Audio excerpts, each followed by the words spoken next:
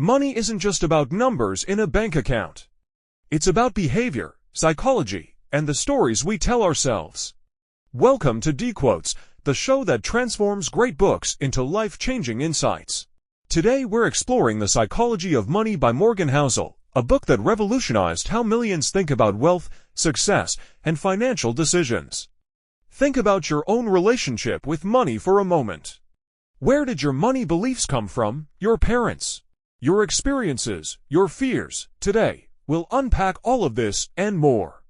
Let me start with a story that happened just last week. I was having coffee with three friends, a real estate investor, a stock market enthusiast, and a cryptocurrency trader. Each was absolutely convinced their way of building wealth was the only right way.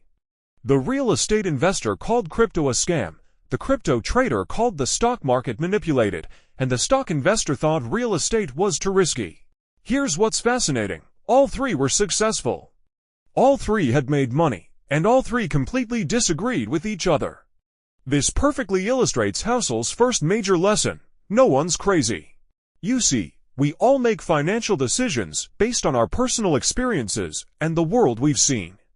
Let me break this down with three generations in my own family. My grandmother, who lived through economic hardship, never trusted banks. She kept cash hidden around her house.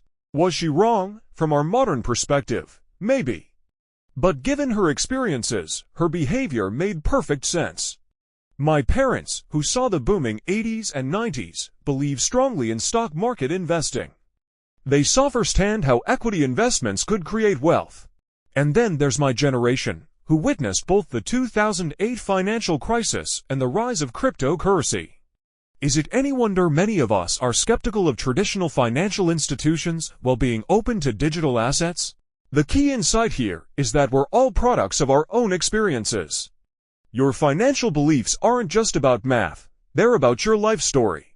Now, let's talk about what might be the most counterintuitive idea in the book: the difference between being rich and being wealthy. Housel shares a fascinating comparison that completely changed how I think about money. Consider two real examples I've encountered in my own life. Names changed for privacy. David makes $400,000 a year as a corporate lawyer. He lives in a beautiful 5,000 square foot house, drives a new BMW, and takes luxury vacations. By most standards, he's rich. Then there's Linda, a teacher making $65,000 a year. She lives in a modest home, drives a used Toyota, and takes simple vacations. Most people wouldn't consider her rich, but here's the plot twist: David spends nearly everything he makes. Between his mortgage, car payments, private school for his kids, and lifestyle, he saves less than 5% of his income. He's constantly stressed about money and couldn't afford to lose his job for even a few months. Linda, on the other hand, has been saving and investing 30% of her income for years. She has no debt except a small mortgage, substantial investments, and enough savings to live for 2 years without income. She sleeps well at night and has the freedom to make career changes if she wants. This brings us to Housel's profound insight: wealth is what you don't see. Let that sink in for a moment. Wealth isn't the car in your driveway or the watch on your wrist. Those are actually indicators of spending, not wealth. Real wealth is invisible. It's the money not spent. It's the flexibility to make choices. It's the ability to say no to things you don't want to do, and yes to opportunities that excite you. Here's Housel's simple but powerful formula: wealth equals income, ego. Now, let's tackle a topic that might make some people uncomfortable: the role of luck in financial success. Housel introduces this through what he calls the ovarian lottery. This term, borrowed from Warren Buffett, acknowledges a simple truth: where and when you're born matters enormously to your financial outcomes. Being born in America versus a developing country, being born in 1950 versus 1990, having access to education versus not, these factors dramatically influence our financial possibilities.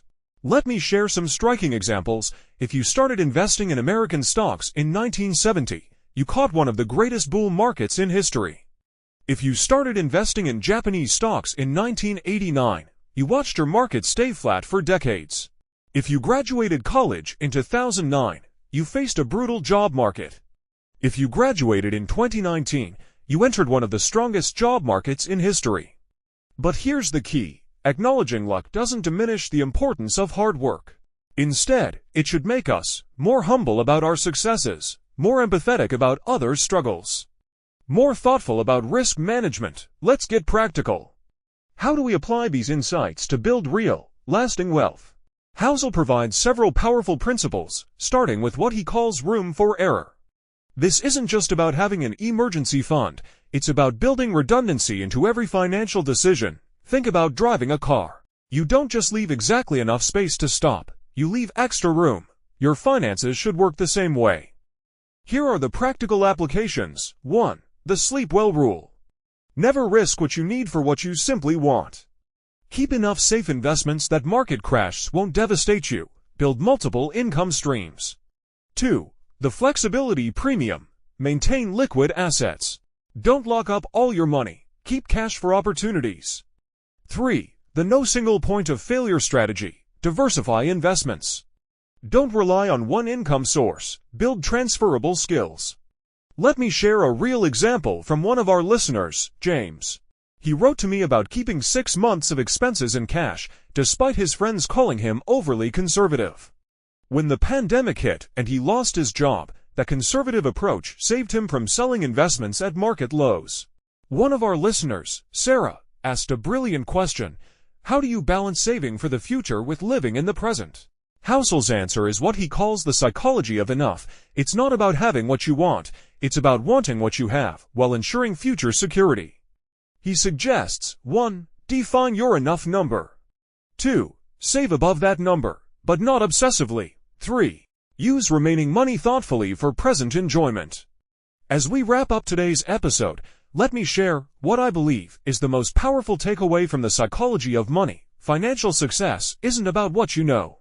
It's about how you behave. Remember, wealth is what you don't see. Your personal experiences shape your money decisions. Luck plays a role, but behavior determines outcomes. Having enough is more important than having more. Next week, we'll explore Atomic Habits by James Clear, which perfectly complements today's discussion about building wealth and success. If you enjoyed this episode, please subscribe and share it with someone who might benefit from these insights. You can also buy this book online by clicking the link in the description.